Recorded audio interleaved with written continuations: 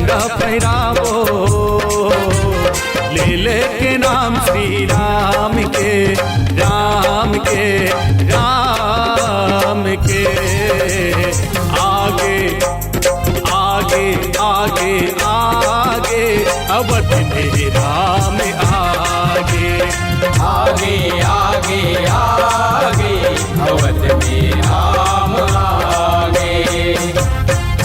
जय जय श्री राम, जय जय श्री राम।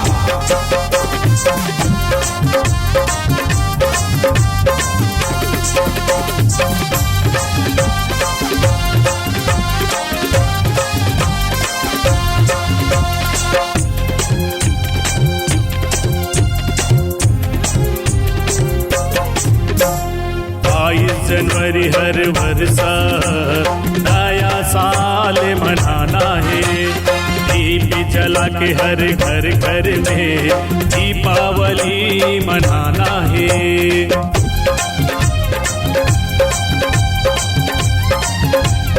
ओ भाई जनवरी हर वर्ष नया साल मनाना है, दीप जला के हर घर घर में दीपावली मनाना है।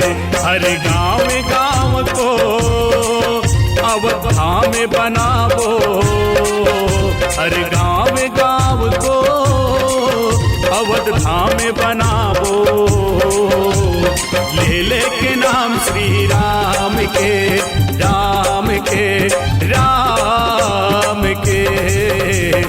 आगे आगे तो का बोलना है, आगे आगे आगे अवध में नाम आगे, आगे आगे आगे अवध में राम आगे।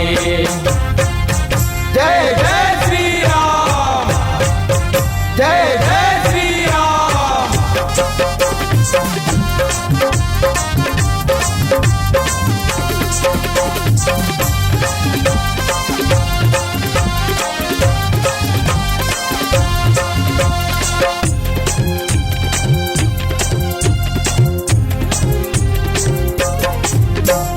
मन मंदिर में बसा ले राम, नैया हो जाही पार।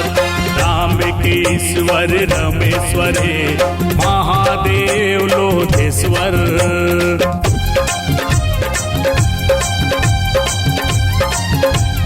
ओ मन मंदिर में बसा ले राम, नैया हो जाही पार।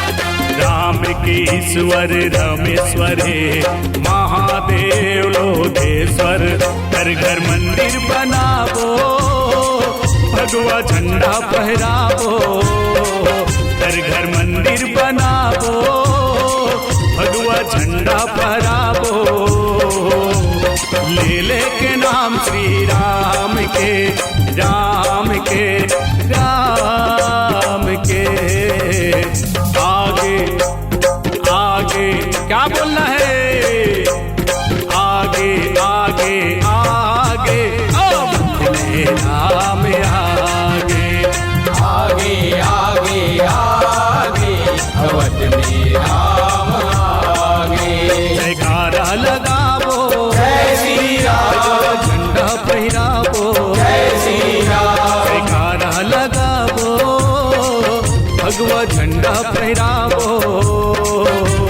ले ले के नाम श्री राम के, राम के, राम के। आगे आगे आगे आगे अवध में राम आगे, आगे आगे आगे अवध में राम आगे, अवध में राम आगे, अवध में राम आगे, अवध में राम आगे।